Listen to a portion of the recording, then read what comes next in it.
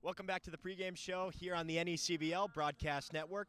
It is time for the Broadcasters Roundtable. Dave Beck joined to my left by Newport Gulls field reporter Aram Layton. To my right by the voice of the Winnipesaukee Muskrats, J.R. Bravo. Aram, we'll start with you.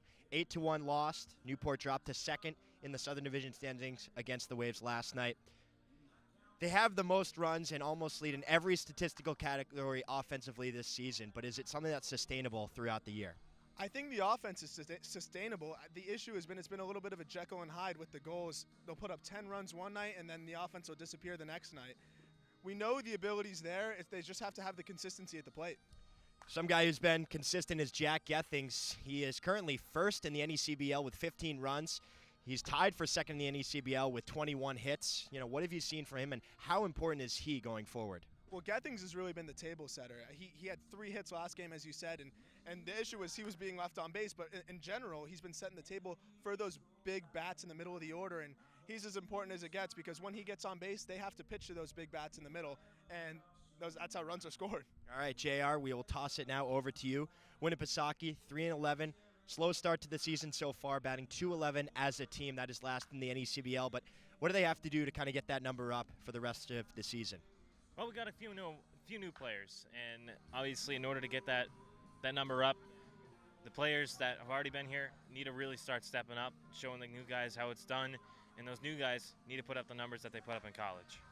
So you guys, 3-11, like I mentioned, do you have a chip on your shoulder when you come into this? You guys have beaten some good teams so far this season. It's just a matter of putting everything together.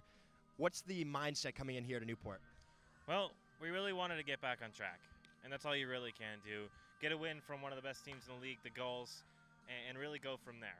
As far as pitching, they're struggling in that area as well, but there have been some bright spots. Is that something that they can maybe work to in order to get some more wins? Yeah, again, relief pitching has just not been very good for this team. And once you start getting relief pitching, you can – because if you give up like four runs as a starter – and you give up another 6 as relievers, you're giving up 10 runs a game, and that's something you don't want to do. So if you can get the relievers to lock it down and say only have that 4 spot on the board, then you're going to have a much better chance of winning games. All right, it's the first matchup of the year between the Muskrats and the Gulls in the one game they played last year. The Muskrats won 11-5 here at Cardines Field. For the voice of the Muskrats, J.R. Bravo, and the Newport Gulls field reporter Aram Layton, I'm Dave Peck. The Newport Gulls pregame show continues next right here on the NECBL Broadcast Network.